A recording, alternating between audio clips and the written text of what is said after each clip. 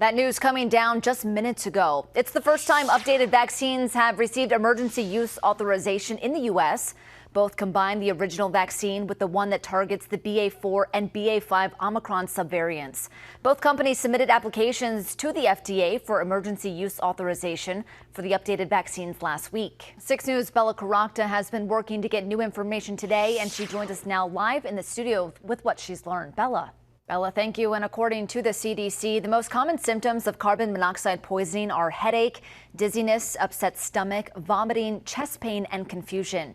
The symptoms are often described as flu-like, and if you start to feel any of these symptoms, get to fresh air immediately. We got a break from the heat today, but it'll be back tomorrow, and we've got storm chances on the way. How soon? That's the question. Emily Roller joins us now. Emily? State Senator Machaela Cavanaugh says she fears Nebraska taxpayers were the victim of fraud, and she wants the State Patrol to launch an investigation. This all centers around St. Francis Ministries, a company that was providing child welfare services in our area. According to a Kansas newspaper, St. Francis Ministries filed a lawsuit to recover millions of dollars from its former CEO, chief counsel, and IT director. The suit accused them of excessive billing and misusing company credit cards. Senator Cavanaugh says she fears Nebraska was defrauded.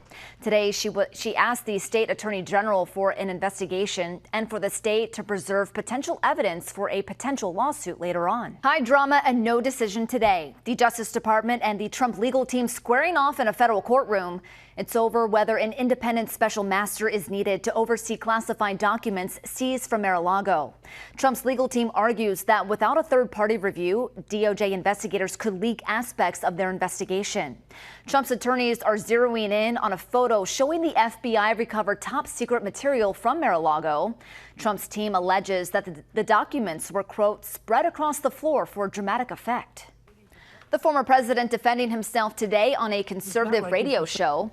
Trump calls the investigation political while pointing to his rising poll numbers, claiming that the legal troubles are actually helping him.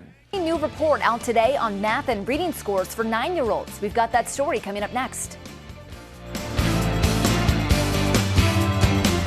Well, millions of residents are being asked to cut back on their electricity for days, and a new wildfire is still burning out of control along Interstate 5 in Los Angeles. Mike Valerio has the latest from LA. COVID-19 appears to be having an effect on the U.S. education system. Today, the National Center for Education Statistics released a new progress report for 2022. It says math and reading scores for 9-year-olds in the U.S. has fallen drastically since 2020. This is the first national report comparing student achievement from before and after the start of the pandemic. The organization says overall math scores dropped 7 points, while reading scores are down by 5 points. This marks the largest decline in reading since 1990 and the first time math scores have ever declined.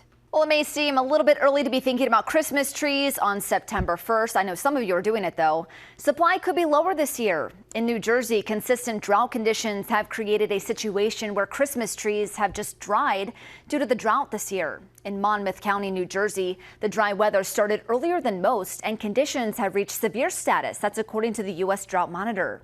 It takes 8 to 10 years to grow the average Christmas tree, which is about a foot of new growth per year. However, tree farmers say this has not been a good year. Just got to get through a few of those Friday night storms. Of course, we're watching that with some of those high school football games. We'll be keeping our eye on it. But the whole weekend, though, after the storms tomorrow night, looking really nice, especially compared to last weekend. Good grilling weather. Chances, yes. All right, thanks, Emily. Husker volleyball back in action on the court in Lincoln tonight. Next in sports, how the #2 team in the nation fared against competition from California. Joe, you need to listen more often. Yeah. He's trying to help you. Yeah, he's worried about his hair. And yeah, hopefully she doesn't hijack the show tomorrow. She might. Severe weather rolls through. Daybreak is at 4:30. Good night.